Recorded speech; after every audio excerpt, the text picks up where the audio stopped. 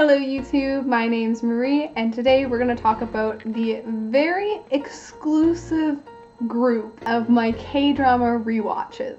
English speaking shows, like before I had found K-dramas, I rewatched my favorite shows countless times. Like I couldn't tell you how many times I've rewatched the entire of Buffy the Vampire Slayer. At least like the first 5 seasons, I've watched all of those at least 10 times. Watching shows has something I've always loved because I really like seeing is different about a show when you rewatch it, or like the different things you pick up on, say like foreshadowing and like character interactions. They take on this whole different meaning when you know where the story is going. Personally, that's why I don't care about spoilers. Like I could not care less.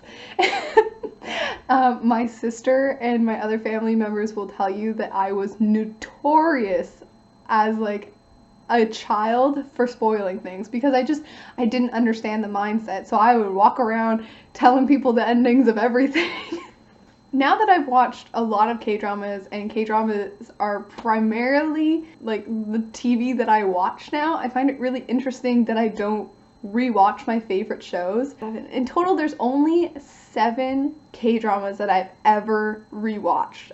Now, these are in no particular order, but the first one I'm going to talk about is Healer. Healer is the only K-drama that I've watched 3 times over.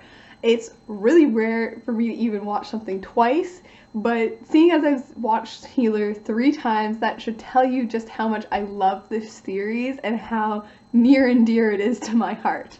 I loved the acting involved in Healer, and I loved the action in Healer, but most of all I loved the tropes within Healer. If you've seen some of my favorite tropes in K-dramas video, one of them is spy or the guard falling in love with who they're guarding or who they're spying on. It's kind of trashy. It's a little bit it's a little bit creepy, but I have like such a soft spot for kind of like that element of a forbidden romance, and that's so good in Healer. Like it's so perfect.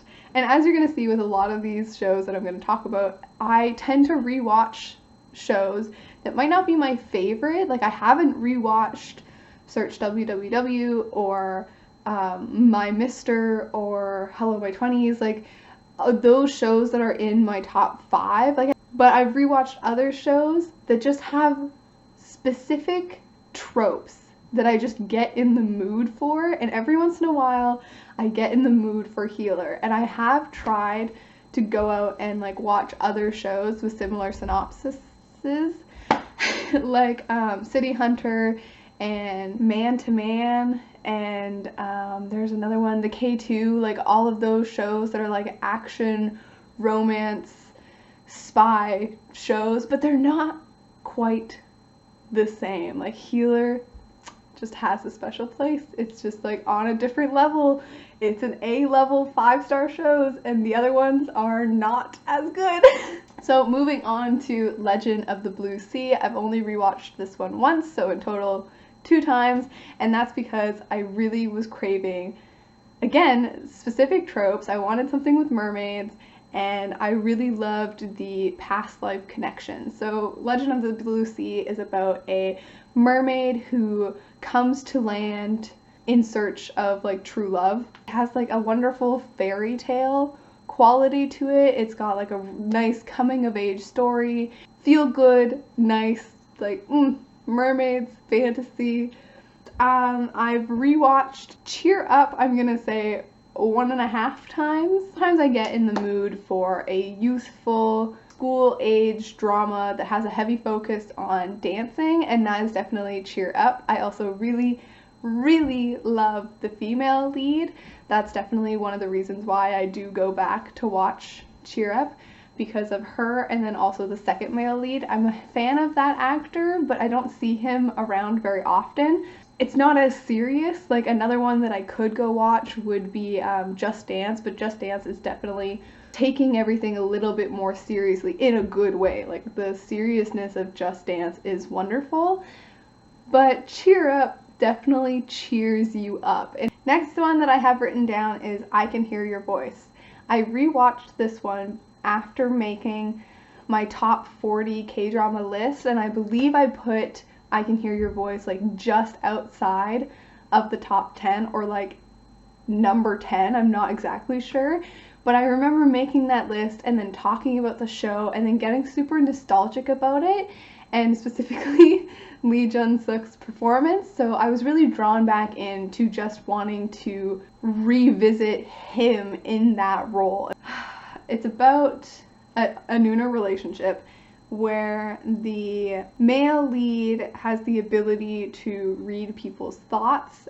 Now let's talk about Because This Is My First Life. I recently did a review on this, so I'll have that linked below, and directly after watching Fight My Way, because there's a side relationship within Fight My Way that has to do with kind of like a long-term couple in turmoil, and that entire relationship reminded me a lot about the side relationship in Because This Is My First Life. Again, I was drawn back into this show because of a specific relationship dynamic. I fell in love all over again. Like, oh my god, Because This Is My First Life is such an emotional powerhouse of a series that has so much to say. One that I watched for a second time what feels like a really long time ago is W. I don't actually remember why I was drawn back into watching it. I think it was because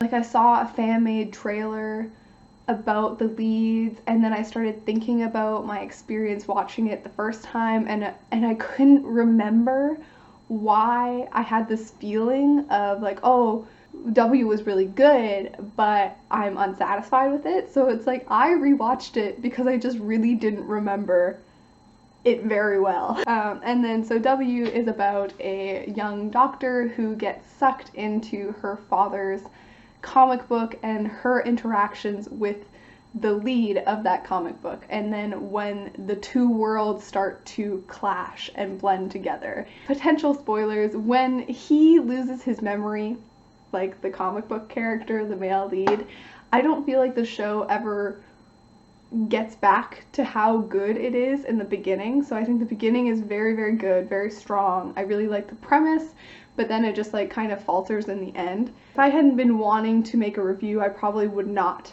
have actually finished my rewatch of it. Lastly, this is one that I rewatched very recently, and that is Love Alarm. Now, I rewatched Love Alarm because I'm really, really impatient to see season 2. Like, I was just really thinking about it recently because I've been in this slump. Like, I haven't been enjoying a lot of the shows that I'm currently watching. Not so much that I'm not enjoying them, but I'm just not in that mood for some reason. Like, I'm just not in a real TV mood. I've been doing a lot of other things, if you've noticed on my Instagram. Like, I'm drawing a lot, I've been playing some games. Like, I started playing Sims again, and oh man, the nostalgia. So yeah, I just like have been going through like a TV slump. And the only thing that was really in my head and on my mind about K-dramas was Love Alarm, and really wanting to know where the story is going. And like, I really want to know what's gonna happen to these characters. Like, I need season 2, please, please and thank you. Season 2, this way, come on. I've actually been thinking that I might do like some sort of video where I make a reaction to the first season, or like a vlog rewatching the first season for a third time, and then like going right into season 2, like when that drops. I'm not sure, I'm kind of playing around with the idea. I'd really like to change up my content just a little bit on here. Like, so those are all the shows that I've rewatched in their entirety. There's been a couple others where I start to rewatch them, but I don't get very far, like Chicago Typewriter. I think I recently rewatched the first 4 or 5 episodes of Chicago Typewriter, but I didn't watch the full thing, so I'm not counting that. But it is still kind of mind-blowing to me that I haven't rewatched more, just because that used to be what I did. Like, I used to find a show that I loved and rewatch it a bajillion times. Let me know down below why you might rewatch something. Is it because you really want to go back to the actors? Or is it like the culmination of all of those specific tropes into one show that you're just in the mood for? Because those are definitely my two main reasons for rewatching something. Anyways, have a good day, have a good night, bye.